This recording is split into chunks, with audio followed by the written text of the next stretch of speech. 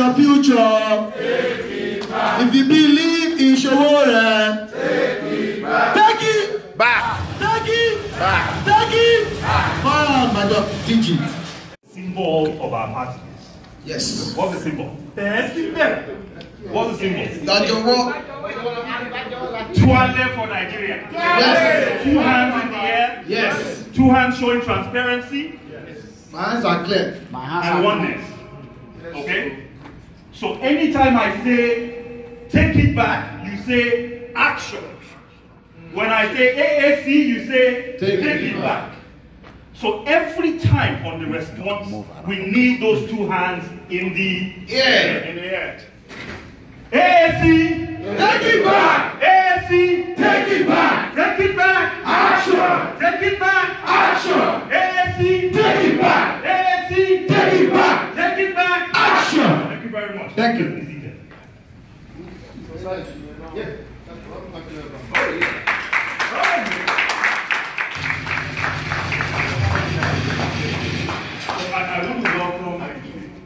I want to thank all of you for coming. I want to welcome all of you to this incredible event.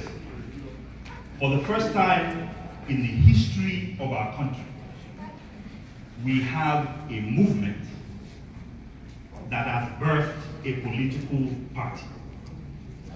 And for the first time in the history of our country, we have a political party that is based on ideology. If you come to the US and you tell me somebody is a Democrat, I can tell you 90% of what they believe in. I can tell you what they believe about the role of government in people's lives. I can tell you what they believe about social issues without ever meeting that person.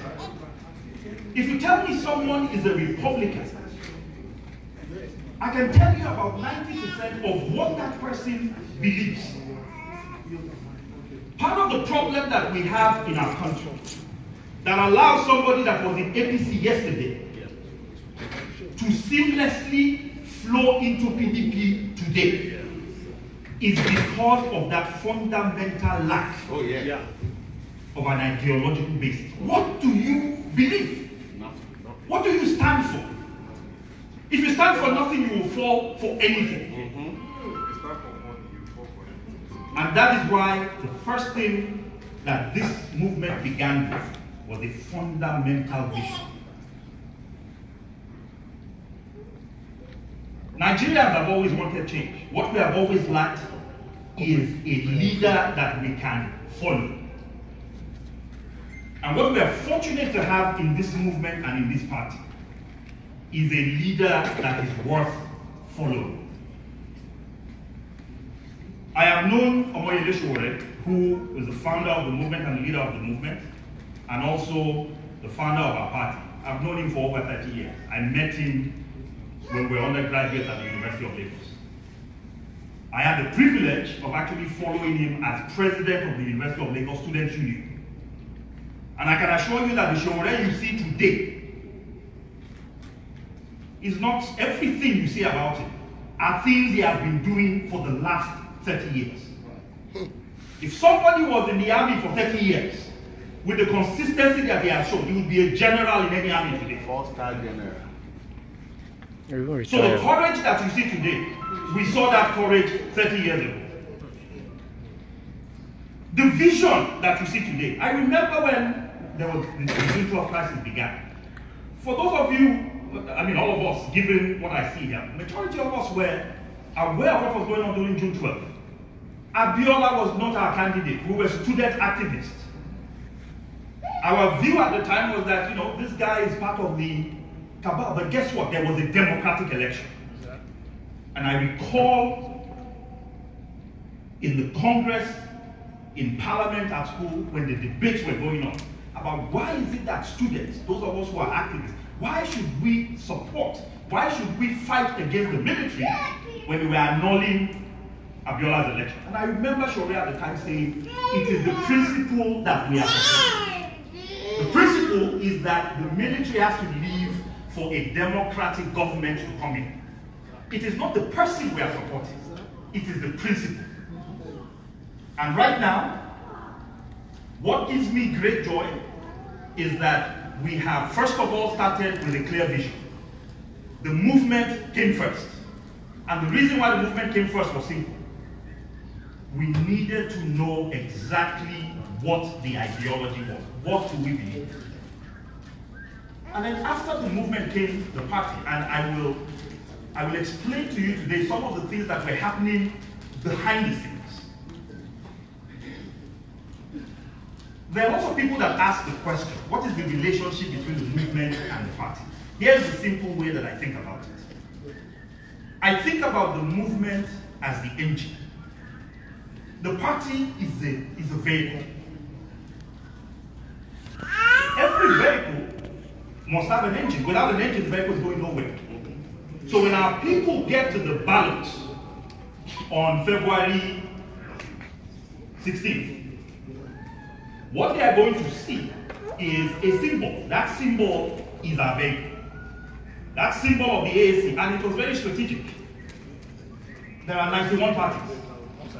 It means every single person that gets a ballot is going to see 91 symbols on that ballot. We are going to be number 2 or 3 on that ballot. There was a strategic angle to our name. We didn't just choose any name. We chose a name that we believe embodied what we were trying to do. People call Nigeria the sleeping giant of Africa. There's a reason why black people have no respect anywhere in the world. Because there's no single black nation that you can point to that has gotten its act together.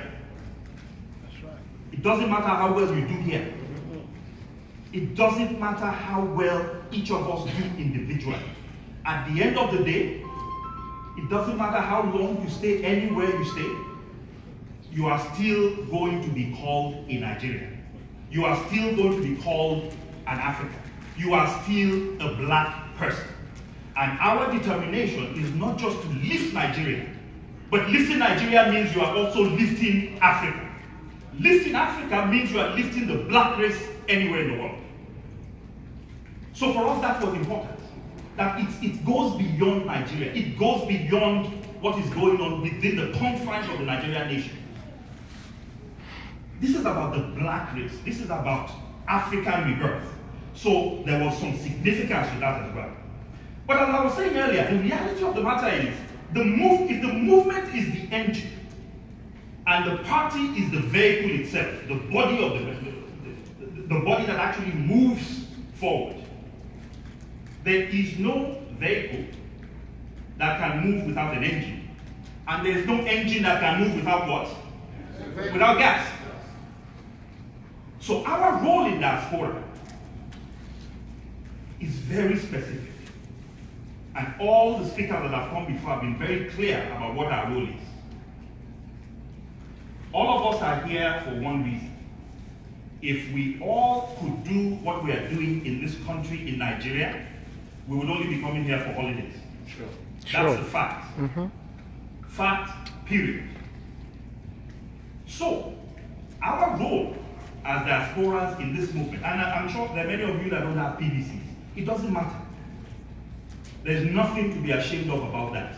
But let me tell you the power that you have even without your PVC. Number one is we've talked about the fact that this movement, this party, needs money to function. This is what I tell people.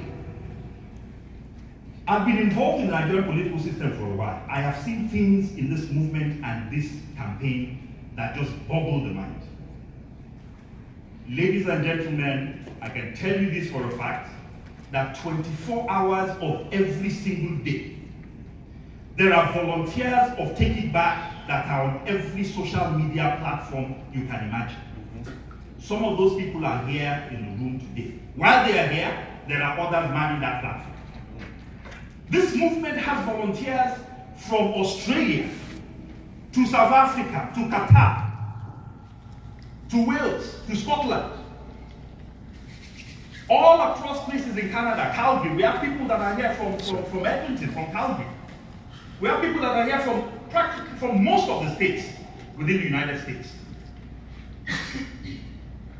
and of course, all across the regions in Nigeria. As I speak to you, this party that is less than 6 weeks old, we became a party on August 17th. August 17th was when we became an official party.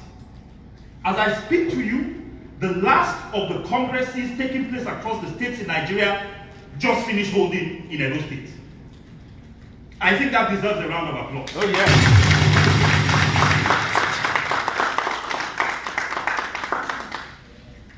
And how have we enabled all this? It is by joining hands together. As I speak to you, this party that is only about 6 weeks old is going to have at least about 150 aspirants across different offices, from gubernatorial to senatorial to House of Reps to State House of Assembly across the country. On December 10th, we will be taking part in our first elections. There are local government elections taking place in those states, and that will be the first test, the first electoral test for our party. And we must make sure that Nigeria hears us loud and clear. Yes. Oh, yeah. Nigeria will hear us loud and clear on December 10th. So here's what I want to say to you. There's a reason why we formed a party. We entered into discussions with a number of political parties. Because the truth of the matter is that we were not sure if the government would actually not stop the registration of our party. And so the reason why many of you did not hear of the process was because we kept it down low. We kept it secret. If you know the efforts that were made to ensure, part of what happened when they formed COP because they didn't want us to get a political party. So before this last set of parties were rolled out, there were 68 parties. This last set of parties that were approved took it to 91. 40 of them formed COP. Out of 68, you take out 40, how many remain? 28. Out of the 28 that remained, about 25 formed another association with APC.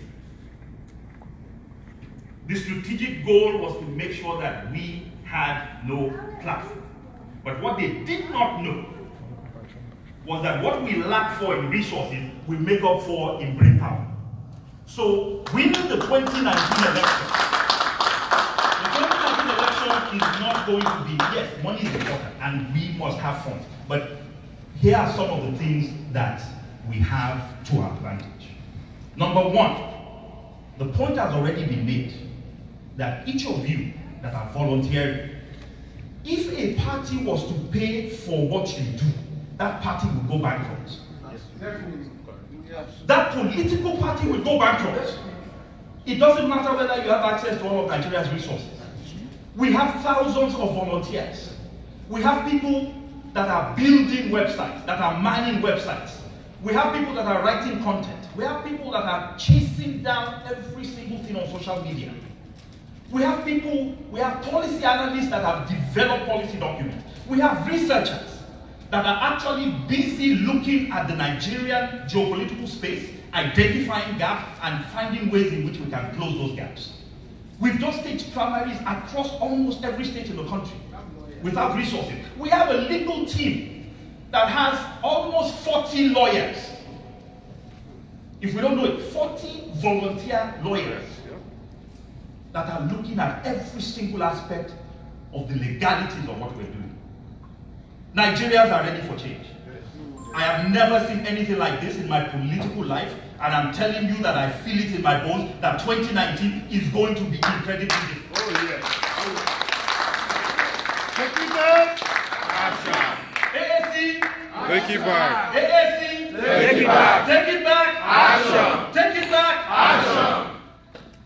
So the question then becomes this. What is our role as diasporas? I think there are two roles, and I'll describe them to you very clearly. And perhaps I'm revealing our strategy. But who cares?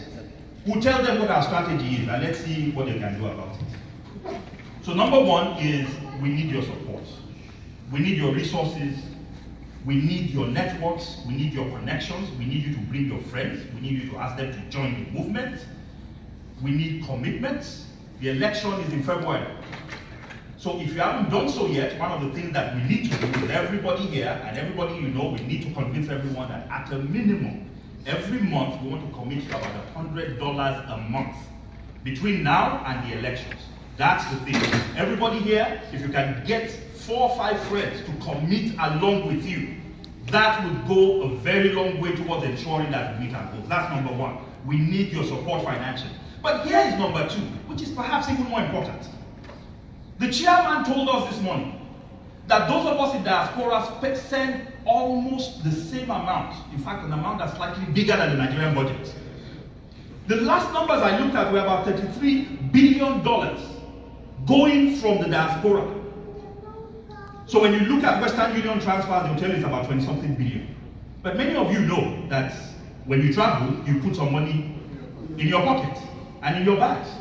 When you have people going home, you give them a few $100s or a few $1,000s to help you give to people so that the projects that you are engaged on can actually be completed. So we send to Nigeria. So when people tell me that the politicians are giving you 1,000 naira each, here's what I tell them. Take $33 billion, what we send back, divide it by 180 million people. It gives you about 50,000 naira per person. We give them more money than the politicians do. So here's what I would ask you to do. At least each of us has at least 5 people we can call back home. 5 people that you can influence. 5 people with PVCs. 5 people that you can tell, do you want Nigeria to change? Do you want Nigeria to be such that it is not the pittance that I'm sending to you that actually makes a difference in your life, but that you have opportunities back at home that will allow you to live with dignity and to allow you to fulfill every single potential you have in the way that it is supposed to be? I believe the answer to that question is yes. That each of us has 5 people that we probably don't even need to convince too much. 5 people that look up to us. 5 people that have been looking for an opportunity to pay us back for all the things that we have helped them do. For the weddings we facilitated. For the school fees that we helped to pay. For the houses we helped to complete. For the treatments in the hospital that we helped to support. There are at least 5 people in each of our lives that we can pick up the phone and talk. So guess what? There are 20 million of us in diaspora. If we can find a way to leverage those 20 million people, and each of us finds those 5 people, or perhaps even the 10 people that we can influence. If only 1 million, if only 1 out of these 20 million diasporas, if only 5% of those of us that are outside the country can be harnessed by this movement, then that number alone, take 1 million people, each of them gets you 5, or perhaps 10, then we're talking about 5 to 10, perhaps 15, 20 million votes. And add that to the work that our incredible compatriots back in Nigeria are doing. My people, we need to give a lot of kudos to the members of Take It Back. Take it! Take it! AAC! Take it back! AAC! Take it back! AAC! Take it back! AAC! Take it back! Take it back! Action! Take it back! Action! We must give credit to our Nigerian compatriots. They have staged town halls across the whole country. They have done this without money. They have supported this movement with every single thing they have. We're sitting here and you have access to data plans that have no end. There are people that are paying for every single letter, every single word they type. And guess what? They are members of this movement. There are people that are traveling all over the country on foot, spreading the message of this movement. I'm telling you, I have seen things on this journey that I have never thought were possible. Nigeria is ready for change. Nigeria is ready for the next phase. And I tell you, we are the next phase. This movement and this party is that next phase. We have a very limited amount of time left. The chairman of the coordinator of the US, no, I don't need you to be here, I'm just referring to you, made it very clear that what we're doing here today is symbolic, and that's true. Next week, in exactly 1 week from today, on October 6th, our party will have its first national convention. It is at that convention that the aspirant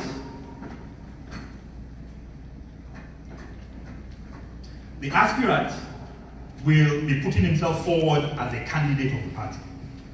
To the best of my knowledge, he is still the only candidate we have. But as a democratic party, anybody is free to come and contest. But we are looking forward to next week.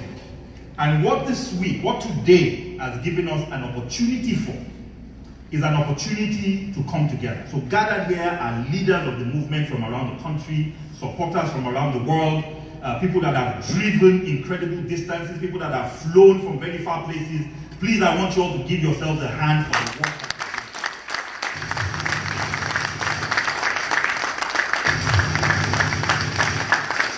We don't thank you enough.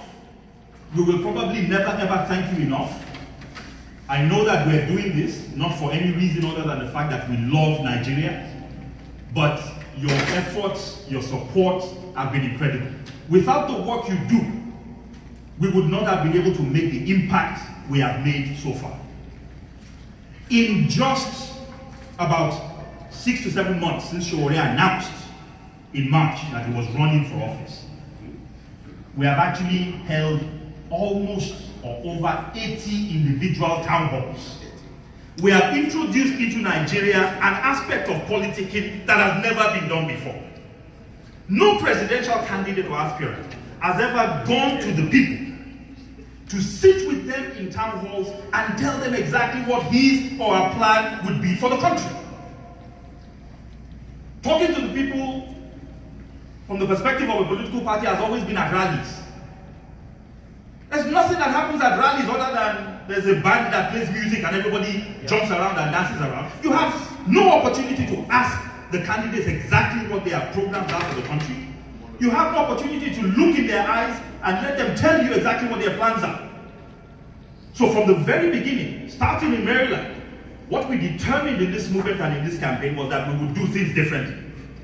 That never again would we allow ourselves to have a situation where we never sit anybody down and ask them what their plans are. That's why everybody is disappointed in Buhari, but they shouldn't be, because he never told us what he was going to do.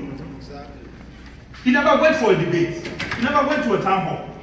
So why are we surprised? So we must ensure we have changed the game, we have set a new benchmark, and we must hold them to that benchmark. If you want Nigerians to support you, go and do town halls and tell us what you want to do. If you want Nigerians to support you, go around the country. Go to every single region, go to every single one of the 36 states and tell us exactly what your plans and programs are. Tell us what your plans are for restructuring. Tell us what your plans are for education. Tell us what your plans are for corruption. Tell us every single thing that you plan to do. So, I want to again thank everybody for coming.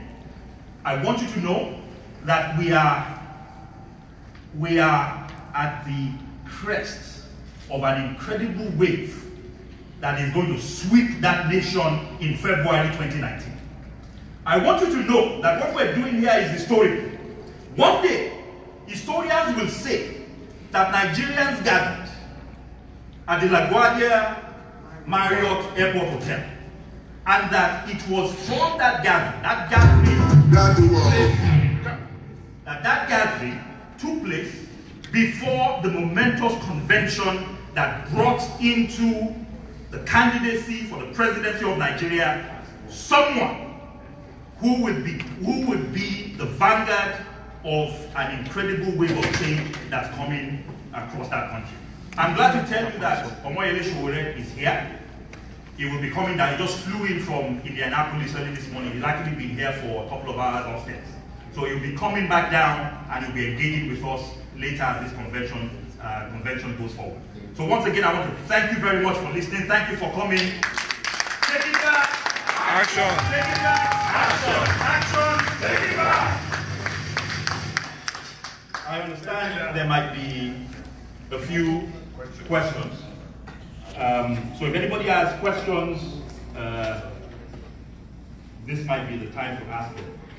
We will have in the afternoon, later in the day, an opportunity for, so if there are comments, all the leaders that are here, state coordinators and leaders of movements like the PFN. So leaders of movements and coordinators will have an opportunity this afternoon to speak to us within allotted times. But if there are questions that anybody has about the movement and what's going on, I'll be glad to take them. Where can you donate? No, wait, hold on, please. Okay. The MC will take charge of that. So the way we're going to... Mr. DJ, okay, put this microphone on.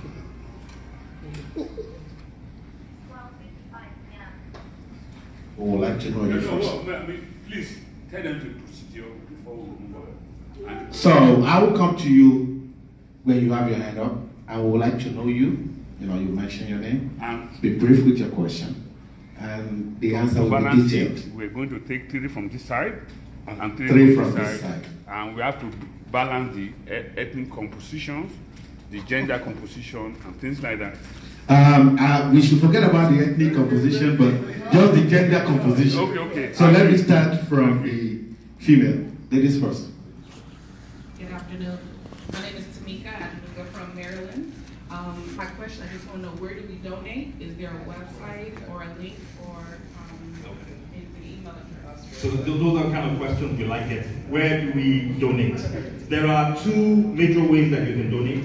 One is we have a GoFundMe platform. It's GoFundMe.org/Sowore 2019. So we'll be able to get that. We'll actually get that. The other way you can donate is we have a bank account.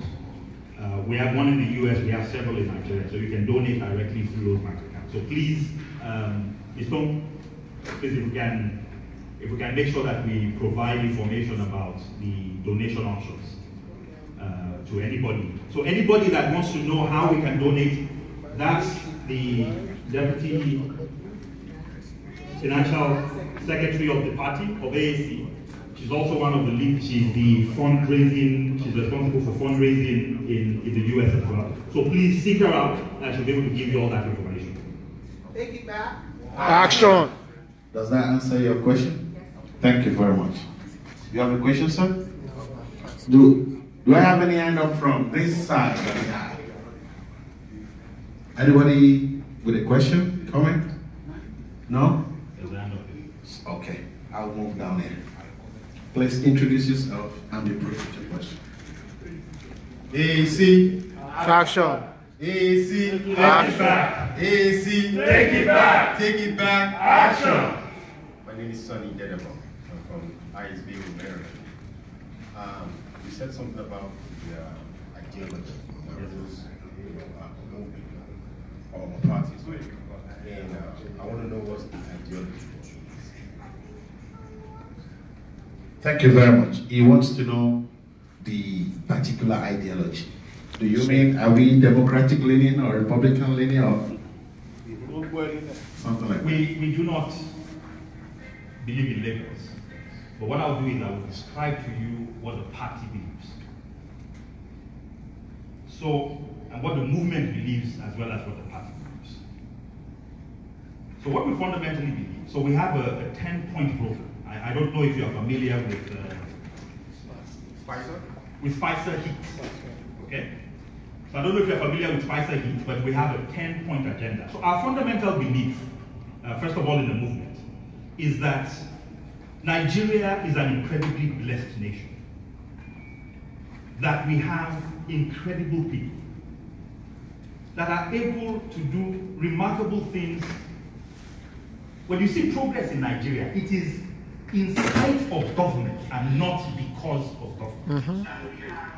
And our fundamental belief is that we should have a nation where every single individual is able to reach their fullest potential without drawback, regardless of where they come from, regardless of what name they bear, regardless of which God they call.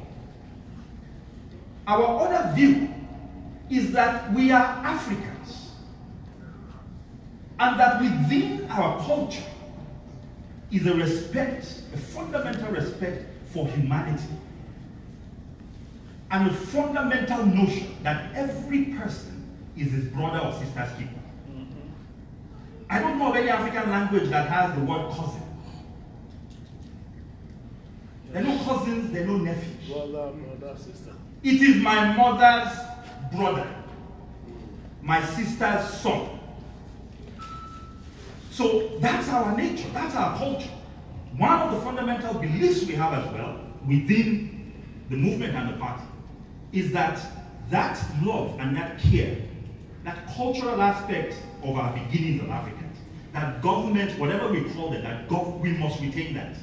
Whether you call that democratic welfareism, whether you call it social, you can call it whatever you want to. But we believe that when people are not able to take care of themselves, it is the duty of a government to take care of them. We believe it is the duty of any government to ensure that all the people are educated. Because if you don't do that, then it means that the accident of one's birth will determine the outcomes of their lives. I went to public schools in Nigeria, and I'm sure many of us here did. Yes. Today, you cannot send your child near the perimeter of a public school in Nigeria. Never. I went to public schools, public primary school, public secondary school, public university. You can't dare do that today in Nigeria. We should not have that type of country.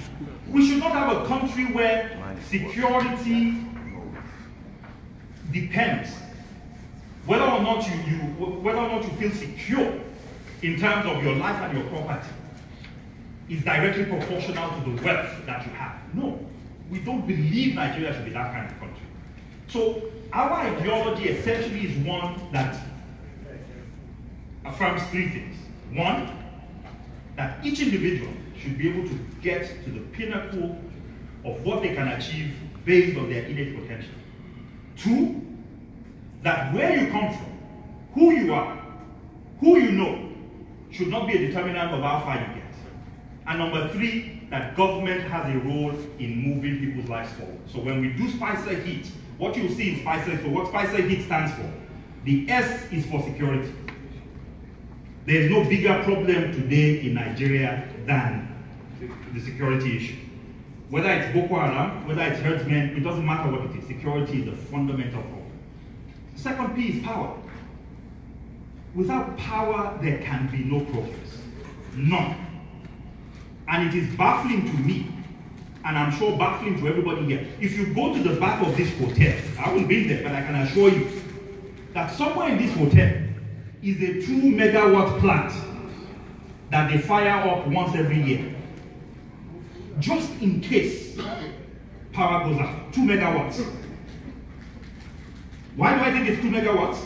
Based on the number of rooms in this hotel, based on the appliances that are here, I would imagine that thing has to be between 1 to 2 megawatts. Guess what? In Nigeria, we only have 4,000 megawatts.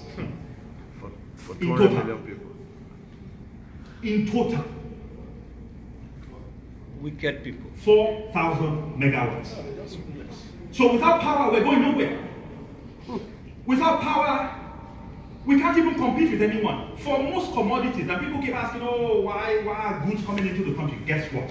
For most things that are made, if you want to start molding plastics, the first thing you want to do is you're going to plug something into the wall, you're going to heat something up, it's going to melt the resins that are going to form the plastic.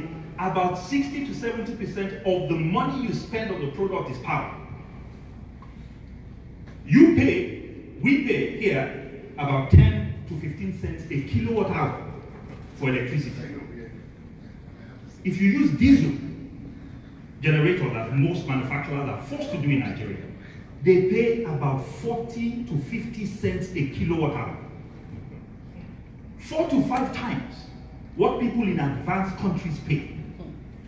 And you think you're going to manufacture products and compete with them? It's impossible. And even in places like China, it's even lower because they're using coal-fired plants.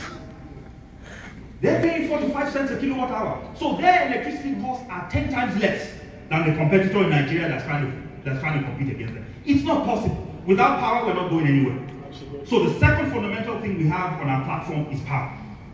We've determined that within 4 years, we can put up 17,000 megawatts. 17,000 megawatts, in addition to what we currently have, will give us about half the capacity that South Africa has relative on a per capita basis. We're not even aiming to be first. We're just aiming to be average. That's all. The next one is infrastructure. We need roads. We need railways. We need trains. We need functional airlines. We need inland waterways that will ensure that as goods are being farmed, they are getting to markets. That as crops and produce are being produced, as exports and imports are moving, we need those interconnected ways. We need infrastructure. So the third aspect of it is infrastructure. And rolled into infrastructure is also housing.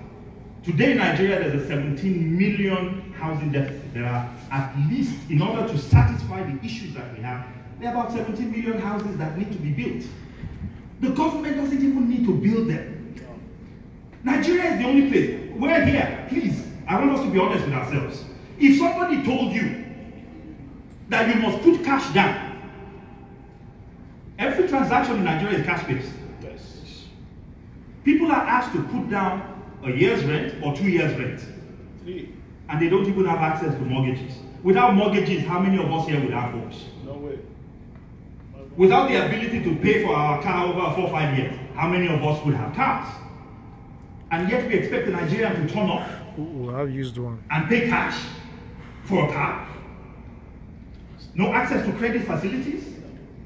What does it take to enable that? So that's the third aspect of the plan, is the infrastructure plan. That we must have infrastructure in order for things to work. So that's SPI. We're now getting to the C. The C is corruption.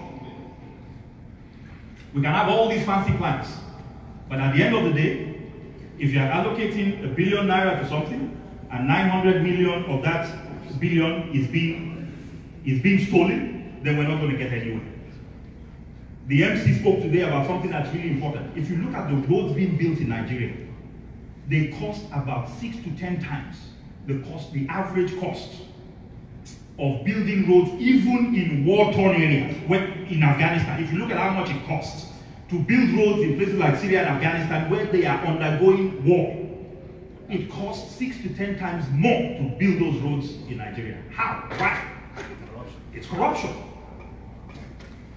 So corruption is, we must take care of the issue of corruption.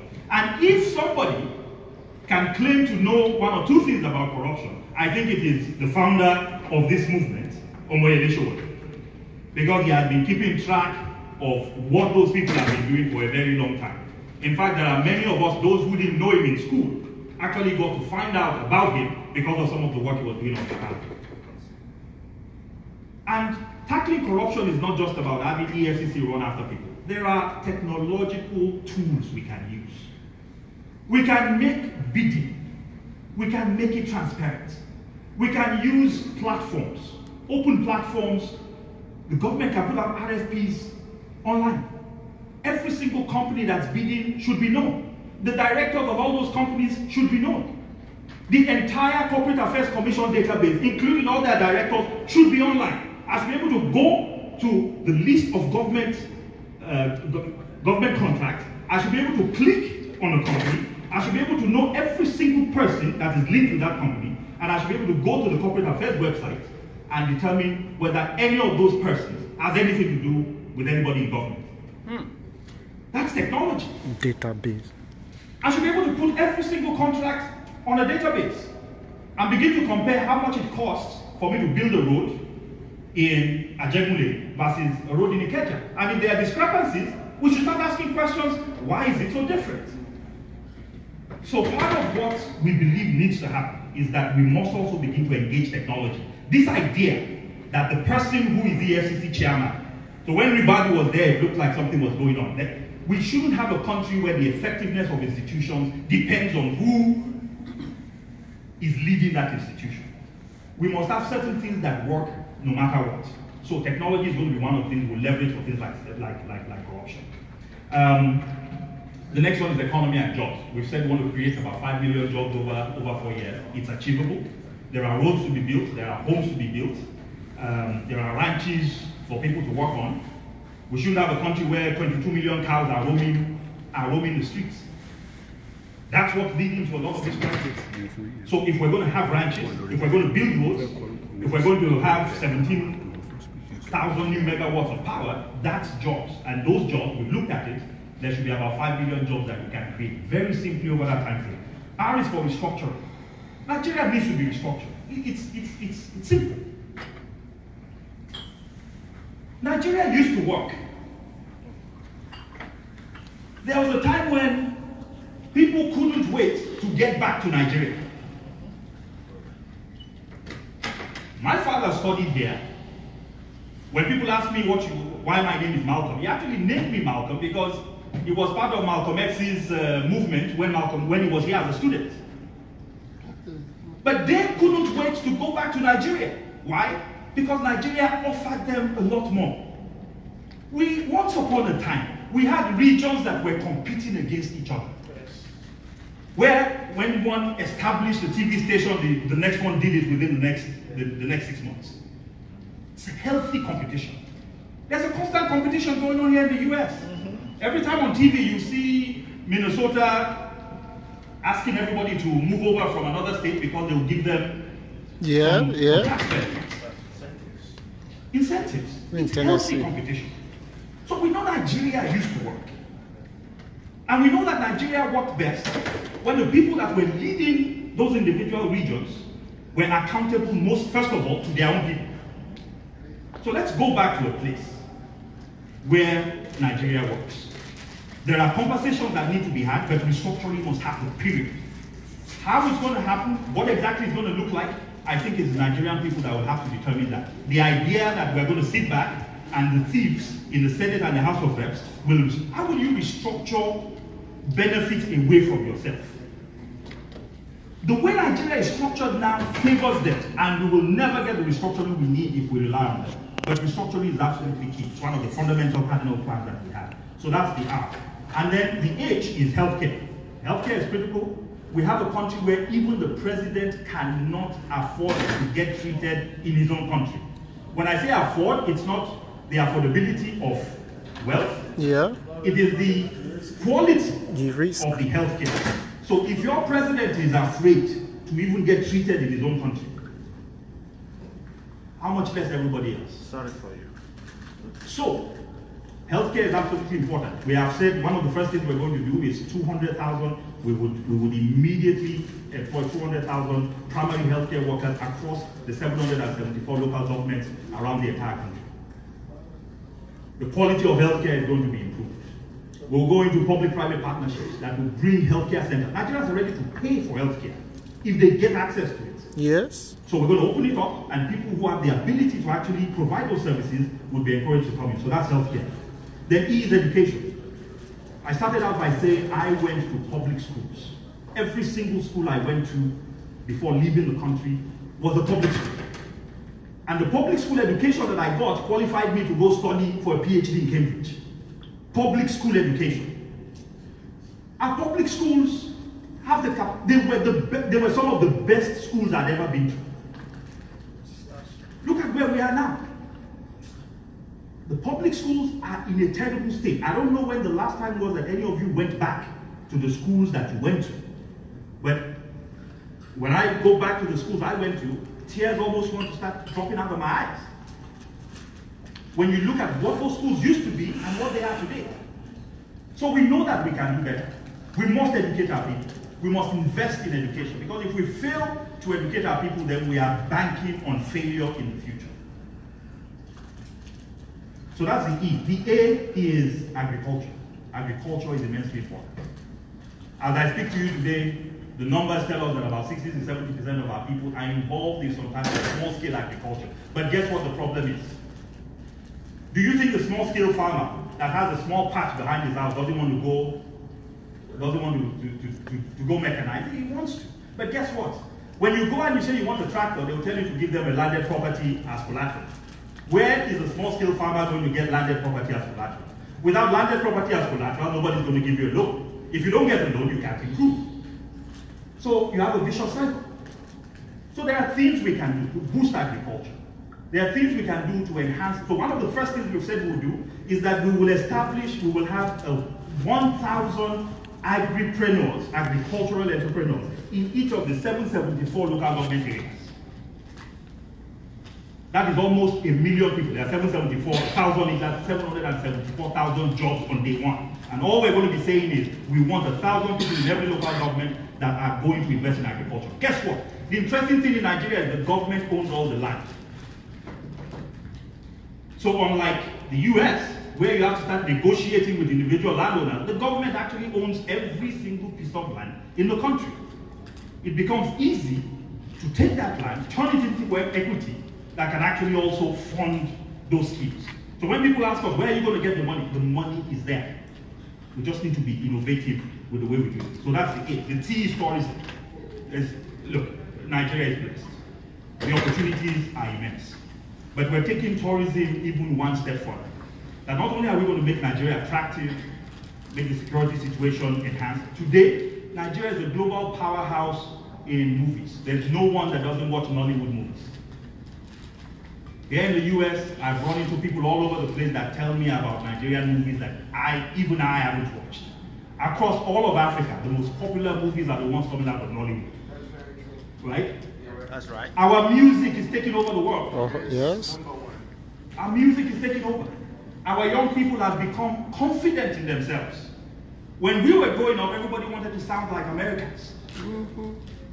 Today, kids who grew up in America are singing in pidgin English. Yes. AKA Davido. When I was growing up, when you played local music in dance halls, everybody left. Today, if there's a party going on and you start playing music that is not Nigerian, everybody leaves the stage for you. So something is changing. Yes, I agree. Culturally, something is changing. We have something that people want. So let's make our country attractive and let's sell it to them. And then the other aspect of what we're doing, since we're in Diaspora, there's a gentleman back there. Sorry, I'm putting you on the stage, Black Clement. Yes, sir. That brother is from Cuba. Please stand up, please stand up, please.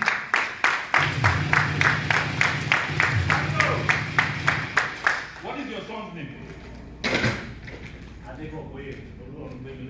Wow.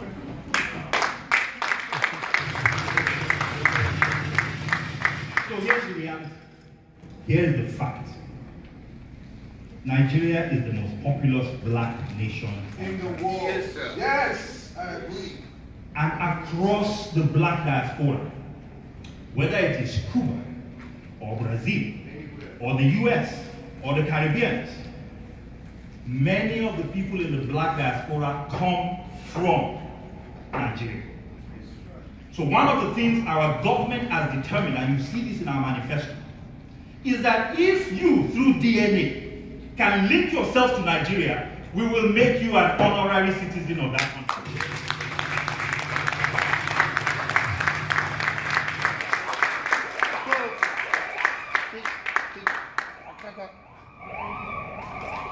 She looks like a Nigerian to me. I'm telling you, everybody she should go do some DNA testing. So those are our plans. So I know it's been a long answer to a very short question.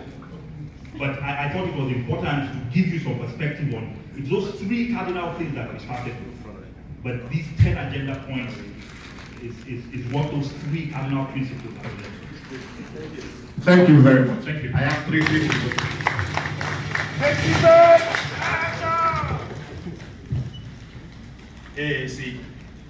Take it back.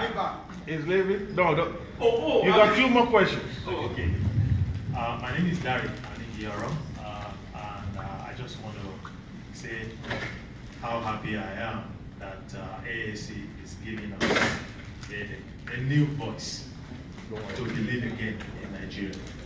Now, we all know that most of the brains behind AAC are not professional politicians. They are reasonable technocrats, and professionals. Now, what is the party doing, or should I say, how strong is the party's vetting team to ensure that adequate vetting, is the order of the day when selecting candidates for the various offices in Nigeria? You and I are witnesses to how one individual can hijack a party and its manifesto and programs. All it takes is to elect a wrong senator or 2 wrong senators and 1 governor in Nigeria to destroy the party. How strong is the vetting process of AAC to ensure that professional politicians don't hijack the structure of the party and the success that the party is going to give back to, because it's no longer whether AAC is going to succeed. The question is, what are we going to do to manage success when it comes? Thank you. Thank you very much for that question. It's a very important question, and it is a question that we have also asked ourselves a lot. So there are a couple of ideas and a couple of things that we're doing. So the first one is that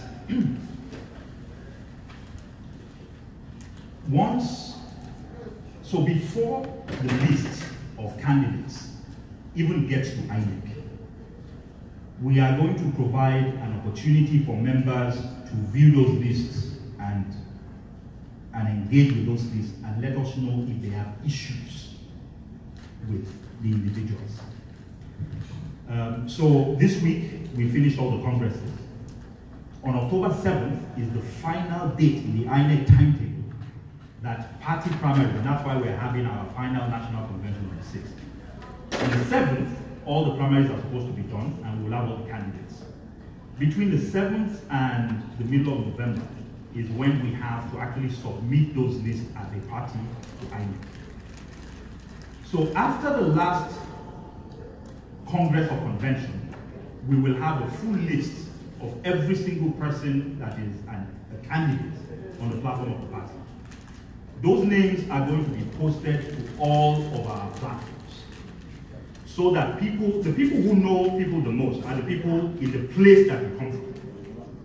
So that will give us an opportunity to also find out if there are problematic people on our list that we have to begin to think about. That's number one. That's trying to catch it before it happens. But then, what if they get in and then show their true colors? Because many of the people running on our platform have never run before. And guess what? Many of the people that are wrecking Nigeria today, we didn't think they would wreck Nigeria. There are some of them that left from Diaspora and seemed to be level-headed before they left. And that's why the movement is not going anywhere. So there are some of us that will stay with the movement. Those who want to be in the party can go to the party. But guess what? The same way that we are chasing Buhari down, if any member of AAC messes up, we will lead a recall movement against them. That is what we are determined as a group. Before you spoil our name, we will take you back. We'll take you out. Thank you. So that's it. And what we've demonstrated a capacity for, I think when we win the presidency, I think we would have demonstrated to all Nigerians that we can recall a senator if we want to, that we can recall a governor if we want to, that we can recall a member of the House of Reps if we want to, or recall a member of the State House or House of Assembly.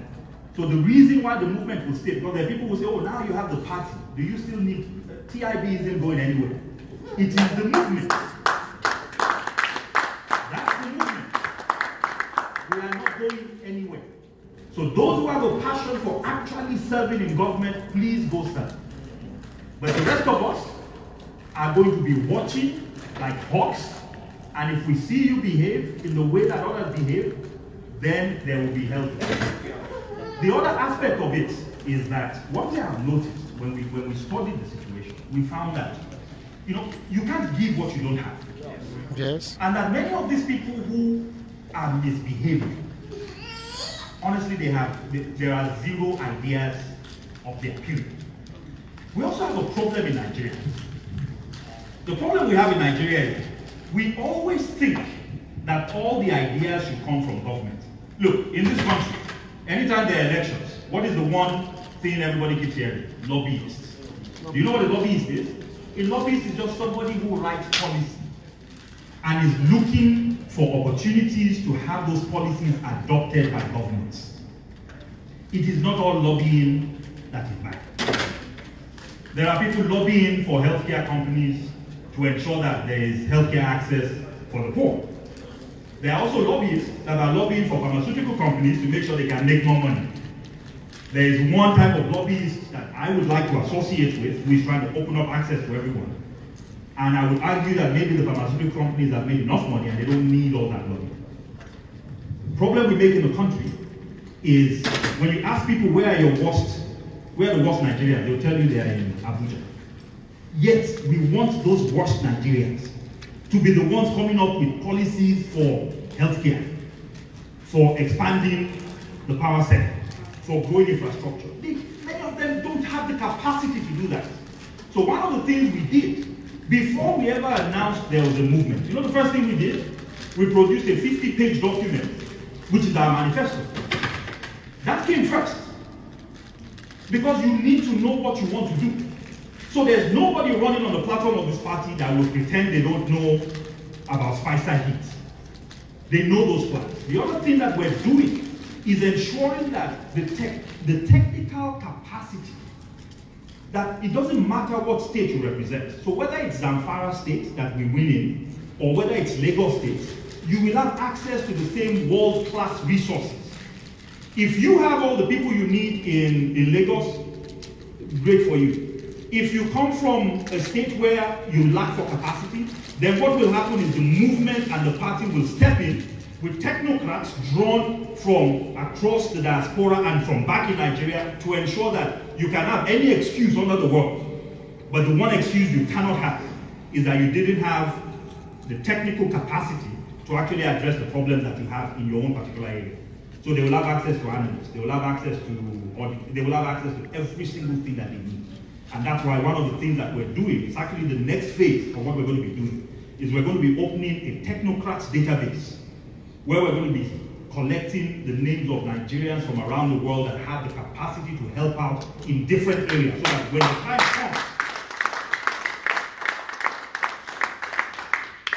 time comes, for that help, where people actually need that support in order to be able to deliver on their promises, that we know and we have a base that we can reach into and use to provide that support. So those are the thoughts and ideas that we have about dealing with that problem right now. Thank you very much. We have 2 more questions. Take it back. Take it back. Action. My name is Olubukola Fakiye from Maryland.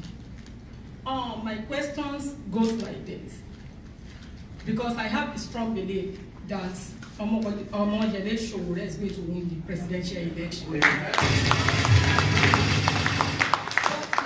my question goes like this. How is our party, AAC, working towards, in order not to manipulate the election in the future? Are we working towards it?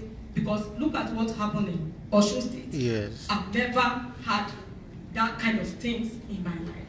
So I don't know if there is a way AAC is working towards that in order not to happen in the future.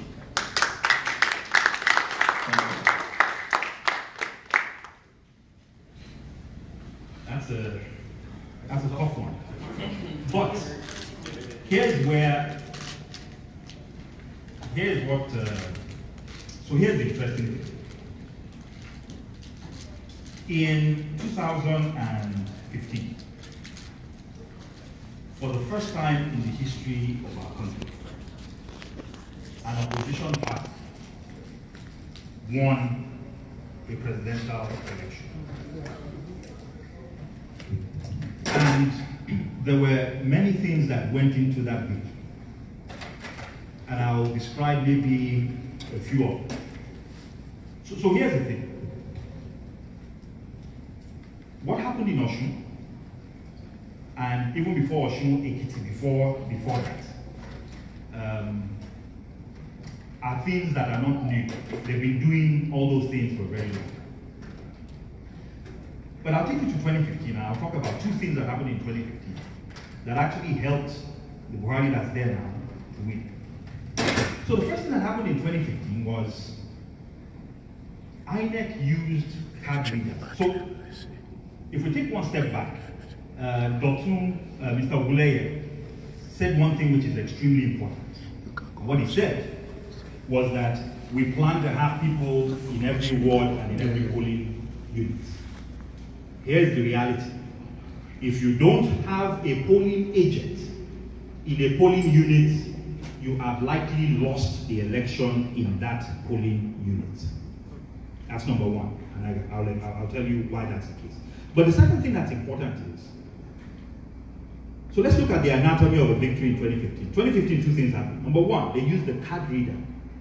So what does that mean? The card reader means, right now we have almost 80 million registered voters in Nigeria, right? So you go to a polling booth and they tell you there are 2,000 registered voters in that place. INEC will give 2,000 ballot papers to their officials. In the past, if only 200 people turned up to vote, the remaining 1,800 that didn't come, guess what happens? Between the polling unit and the collation center, 2 or 3 people sitting in the back of a car will begin thumping. Okay? They will thump as many as they can between the collation center and the ward that they're coming from. If it's 1,000, then it's 1,000. By the time you get to the collation center, 1,200 votes has become 1,200. What the card readers did was that the card readers put an upper bound on the number of votes that would come from a particular unit. So if INEC said we're sending 2,000 cards, the first thing that would happen is, if you voted in Nigeria, for the first half of the day, you are doing verification. And verification sets the high bound. So verification tells you we have only 300 voters here, right? That's the upper bound. So even if you are reading, the reading has to happen within that 300. The second thing is for the reading to happen. So I'm just describing what is. So one, we must insist as a party that any attempt to eliminate technological tools in the 2019 elections under the guise that it is inconvenient, it must not happen. Now what? Number two, part of what happened last time is in every single polling unit, once the vote is done, even if it is only 50 people that voted there, the votes are counted and then they are pasted. What happens most times is when you look at the votes that were pasted and then you look at the votes that were announced, they are oftentimes different. So part of what we need to do, which was done last time, is that our people that are in every polling unit, as soon as the votes are counted, they will take pictures of the list. We have developed an app. We're revealing our strategy now. We are not scared to do it. We have developed an app and we're working on extensions of that app where every single member that we have can download it to their phones, and as they take those pictures, those things are going straight to getting collated. So that while, and that's where technology becomes important, so that while they are counting their votes, we also have our own count. It's not new. That's part of what Sahara reporters actually did in 2015. So we happen to have a founder and now, the presidential candidate of our party. You will be, by the grace of God and the Nigerian people next week, end up being the candidate of our party. This is something that he has pioneered. It's not new to us. So we know how they read. In fact, if you notice, last week, INEC flew tight, and they said they would not allow photographic materials within polling booth. It's not going to happen. We are going to fight them. If it means we're going to take them to court, we're going to do it. But we will not allow them to put us in a situation where we cannot take every single thing we can use to pull evidence together to ensure that nobody steals the vote from us. So that's what we're working on. Thank you. One more question. Take it back. AAC. Take it back. My name is Omogene Obwabore. I live in Maryland. And the question I really want to ask is about those voting. I know we've spoken about those people in the diaspora who could influence people back home. Now, my concern is about a majority of the people who don't have people in the diaspora who have their PVCs and who are going to vote. Now, those majority of people, they are the ones who these politicians back home really do the see and buy with. Now my question is, how is the party ready to educate those people, change their mind? Because those people really, I was back home just last month. They don't know more than just give me money, let me vote for you. Now that is a very major challenge that I'm wondering, how is it that we're going to convince these people to be able to buy into the ideology of AAC? Okay, so that's a very important question. And what I'm happy about is the questions that we have are practical questions about how do we plan to win in an environment where we know exactly what the people who will do. So here are some of the things that we have to do. It's going to have to take, so while we are convincing people to vote for us because of the plans we have for them, there are also certain things we have to inform and educate people about. That's part of why we need some of the resources. So for example, we know that jingles, TV ads, any platform we can use to educate people, and these are the educational things we need to do. Number one, when a politician gives you 1,000 or 2,000 or 5,000, whose money is it? Who owns that money? Your money. It's your own money. It's your money. So, if we can't stop people that can't afford to put food on the table for their children from taking 5,000 naira, we at least can inform them that taking 5,000 naira that is your own money should not obligate you to vote for the thief who gave you that money. Will we stop people from giving money? The answer is no. But can we change the mindset of the people who receive that money so that when you've wasted your money and you find that it is no longer effective as a tool for influencing people, you will stop doing it. So one is education. Education, so one aspect of education is don't take the money. Because when you take the money, that's why you don't have votes. Because when somebody has given you the 5,000, he expects you to share that over the 365 times 4 days that is in office. And the 1 naira per day that he gives you, just hold that tight anytime you see a bad joke because you contributed to it. So we're going to educate people about that. Educate them not to do it. But then the reality is, a lot of people are still going to do it. So if they do it, we now have to educate them that even if you collect the money, and this is really interesting. Look, I ran for Senate in 2011. I lost. But I learned a lot of things in that loss. And here's what I learned. Our people are people of integrity. They'll tell you, if I collect the money, I don't vote for them. No good though. So the people that are collecting the money, are dealing with integrity with the thieves that gave them the money. They believe that if they've taken something from you, they would actually be violating some unwritten contract not to do something for you in return. So that one aspect of education is that you don't owe them anything.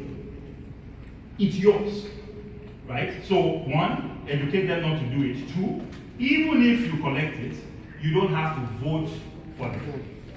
And then the third aspect, which is the most important aspect for us, which is what we can control, is that we must also have a ground game. Look, WhatsApp is not where the election is going to happen. Facebook is not where the election is going to happen. All that stuff is fine. The bottom line is, do you have people on the ground? Do you have mobilizers? Do you have grassroots coordinators? Are you in every ward? Are you in every local government area? Are you in every state? Are you engaged with people on the ground? That's how we're going to win. So those types of things, making sure we do them, making sure we have people, making sure we train them, making sure we find ways of engaging with them. Despite the fact that we don't have the resources these guys have, those are some of the things that we're going to do. Educating people to make them understand that there's a penalty and a price that they pay for all those 1,500, 5,000 naira they're collecting. And that's why they keep suffering. We know it can be effective. Why do we know it can be effective? Guess what? Other nations, we're not the only nation that's gone through this. So in India, in places like India, they've actually had campaigns that were focused on just trying to help people understand that the reason why poverty keeps getting perpetuated is because you keep receiving these handouts where you mortgage your future with simple, idiotic benefits that don't take you beyond 1 or 2 days. And what we found is that those types of things actually work. It's going to take time. It's going to take effort. It's going to take a public awareness campaign. But I fundamentally believe that Nigerians will be responsive to that. Here's the final thing I'll tell you. In Ekiti, the Ekiti elections took place just a couple months ago, right? There are 900,000 registered voters in Ekiti. 700,000 of them collected their PVCs. If you collected your PVC as of July, that tells me you are a motivated person politically. Guess what? Between the APC and the PDP, despite all the money they spent, between the two of them, they did not have more than 350,000 votes. It means that almost 350,000 people who collected their PVCs, and in spite of all the money that was flying around in Ekiti, decided that they were not going to be part of the political process. Did some of them collect money? I'm sure they did. Did they go out to vote? No. So what that tells me is the APC and the PDP lost. Who won? The people who sat at home. And the people who sat at home are not politically inactive because they had PVC. So that gives me a lot of encouragement. It gives me hope. It tells me that Nigerians are tired of those antics. That if we engage correctly, if we educate correctly, if we do the right things, that there might be that there is going to be an opportunity. How we do it is still what we're trying to figure out. So that's where we need everybody's help. That's where we need ideas. How do we do it? How do we practicalize it? We know it can work, but how is it going to work? Those are some of the things that we still need a lot of help being able to do. Thank you very much.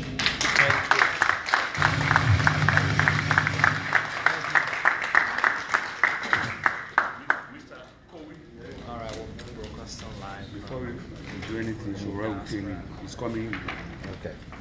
So for the presentation. No, no. For before the presentation. He wants to go to him. Sure. Bring the last one. Bring the other one.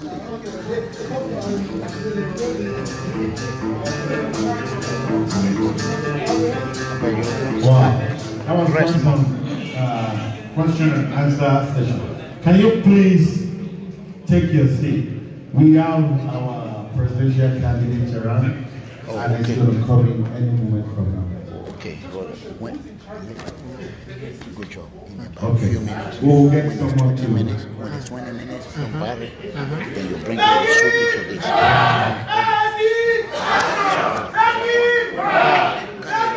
Back! Action!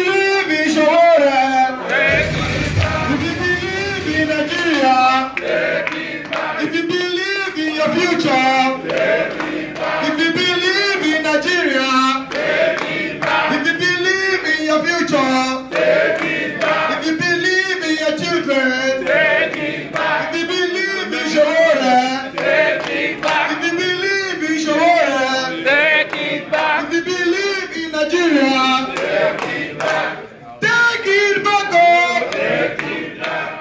Take it back up. Take it back. Take it back up. Take it back. Take it back. Take it back. Take it back. Take it back. Take it back. Take it back. Take it back. Take it back. Action. Take it back. Action. Take it back. Take it back. Take it back. Action. Take it back. Action. Thank you, my brother.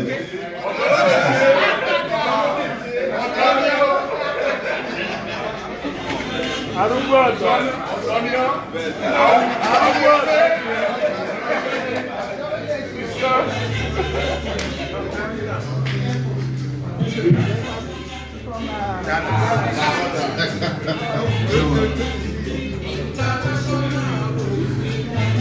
So, please have a seat.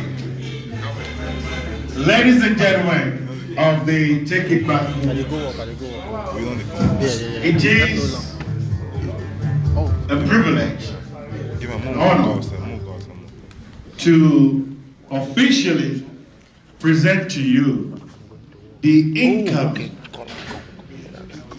agile, intelligent, competent, the next President of the Federal Republic of Nigeria.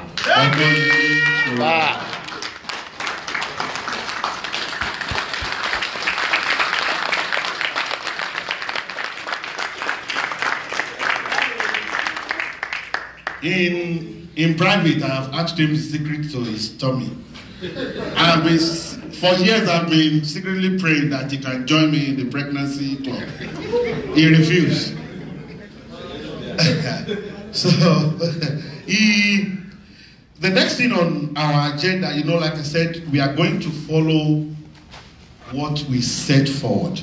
But we deviated a little bit. We deviated for a good reason. All the questions, 1, 2, 3, 4, 5 questions, do we agree they were important questions? Did we all gain something from those questions? Oh, yes. Did Dr. Fabiyi do justice to those questions? So, the 45 minutes extra that we took, do we agree that it was well spent? Thank you. God bless you. There is a young man here. He's actually going to take my cap if I don't do what I'm supposed to do. He has a presentation for us. This guy is a researcher. He's a writer. I have 2 publications from him. One is titled Anthropological Medicine, the Ontogeny and Phylogeny of Man. You know, I don't go to school. His second publication was Comparative Anatomy of the Cardiovascular System, a case study between 2 mammals, hedgehog and pangolin. Ask me what pangolin is, I don't know. Hedgehog, I know. But he's going to talk to us today not about medicine, not about hedgehog, not about, what did I call that one? Pangolin. He's going to talk about Nigeria. We want to take it back. There is a fundamental error in that country. For example, when I was talking, I said 200 million people in Nigeria. When Dr. Fabiyi was talking, he said 180. Do we know exactly how many we have? No idea. When our leaders don't even know their own age, how can we know how many we are? One leader told us that there was no calendar at the time he was born. He might be 95 as far as he's concerned, but he just guessed. We don't know. We build road. We don't know how many vehicles ply the road in a year. When do we know when to carry on maintenance? That is part of what this young man is making his presentation on. He called it the panacea for Africa's pain, that is Africa's misfortune. He's the prince. His name is Prince Davidson Oluwamayowa Arugbajoye. Please give me.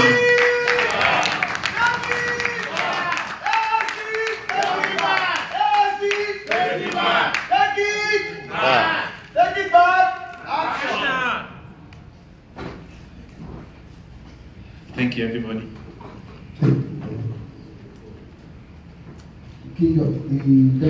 I can shout though, because I'm also in this revolution, like everybody else. Take it back. Action. No. Take it back is. Obviously, we're not taking it back yet. Take it back. Action. AAC. Take it back. AAC. Take it back. Thank you, everybody. All protocols duly observed, standing on the existing protocols. I greet everybody here present. Thank you so much. We have a problem in Nigeria, right? We have problems. We have very major problems. But we have solutions. I love the question that came up the other time when somebody asked us, what is our ideology? What do we believe in this movement, in this revolution? What do we believe in? I am a Pan-Africanist. I love Africa. And I love everything that has to do with Africa. Which implies that when I was seeing this movie Wakanda, I was like, oh, that's my dream. That's where I was heading to. And that's where I'm still going. And that is what is bringing about the question I ask myself every day about Africa. The continent of Africa, a continent that has everything, yet we don't have anything. And among the 54 countries in Africa, Nigeria is a country that has everything, yet the citizens don't have anything. That's why we are here today. That's why every individual in this room is here seated to find a lasting solution to African problems. That's why I'm here. I know if you calculate the miles I had to travel all the way to New York. I came from Georgia. I arrived this morning. And we are still going to Nigeria. I respect everybody that is in this revolution, and I'm glad that I'm alive today in this revolution. We are fighting. The fight continues until we take our country back from these monsters. And we will go further to take our continent back from the same monsters. And the monsters we fight against is not just the monsters in our individual countries. We fight against the coalition, the agglomeration of monsters, both within the continent of Africa and without the continent of Africa. If we go into the story of the forces without, who sponsor the forces within, it's sad. So we need to take the continent back. And one of the things we are going to do is to talk about the solution-driven future of Africa. That's why we are here. That's exactly what eventually we want to achieve after taking the leadership back from these people. And that was what brought about my own research, the panacea for Africa's pain. Panacea is not a big word. It simply means the universal cure, the master cure, the master solution for the base of Africa, for the misfortune, the problems that we find ourselves in. Everything I'm going to be talking about today is just a summary of the exact content of this topic. The other time, I love the fact that somebody was talking about electricity, and part of the Spicer Eats, manifesto, the content of the list. It's so sad. Do you know, or does anybody here know, that America actually generates more than 4,000 terawatts per hour of electricity? Do we know that? I'm not talking about megawatts, I'm talking about terawatts.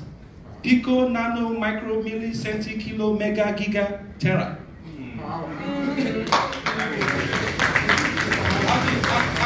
I'm talking about terawatts. It's so sad. It's sad. Okay, look at this. I'm going to give you this to make it simpler for us. In 2016, the power generated from wind in the US was 81.3 gigawatts. From wind. Gigawatt from wind. Nigerian government is struggling with 12,000. It's a vision. They have a vision of having 12,000 megawatts. It's a vision, a 2015 vision.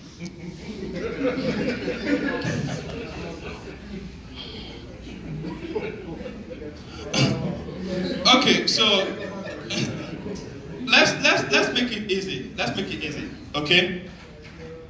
There are some imminent questions we need to ask ourselves.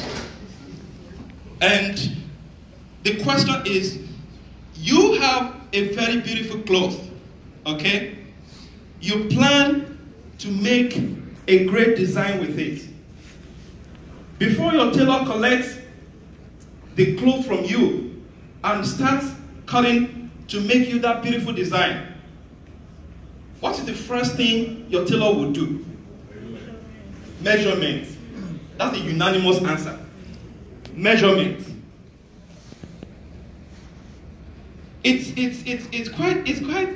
funny. When we are trying to build a nation, we are trying to build a country, we are trying to develop a nation, but we cannot even give account of those who make up that nation. So what are we doing? I love all the manifestos. I love our manifestos. Because see, this ideology is a useful ideology, and I love that ideology. But ask yourself, after all of these beautiful manifestos, what happens to the people themselves? How do we make these things happen when we do not actually know who these people are? They make budget every year. All those annual budgets they make. What happens to that? Who do they make this budget for? But guess what? We don't want to make that same mistake again. Even after the election must have been won by the youth, we need to be careful not to make that same mistake again. And that is why it is very, very imperative to make the first step in nation building by identifying every individual that makes up that nation. That is the first step. I've argued about this several times. I've argued with the convener of this movement. I've argued in so many platforms. I've argued several times. And I am still arguing. The other time, the DG mentioned something about lobbyists. There are good lobbyists, there are bad lobbyists. I am a lobbyist in this movement, and what I'm lobbying for is the identification of every individual that makes up Nigeria. That is what I'm lobbying for. That is what I keep pushing. That is the only gospel I preach. Anywhere I go. Because if we do not know ourselves, then what is it we are doing? All of us here, either you're a resident, or you're a visitor, or you're a citizen. Whoever you are, the reason you have those classes of your identity is because there's an identity system, identification system in this country. Those of us that are here today, there's an account of us that we traveled from wherever we came from to this city of New York. There's an account of us.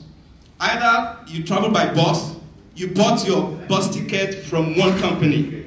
There's an account of you. You used your debit card, your credit card to buy a bus ticket. If they trace any information about you today, if anything happens today, they will trace you back all the way to the origin, where you traveled from, until you got to this place. Those who drove their vehicles, you bought gas somewhere. You paid toll. I think there's an account.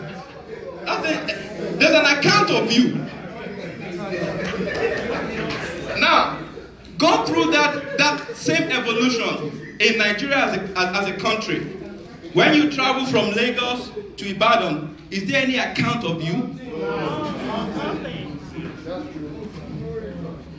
That is where we are going. That is what nation building is about.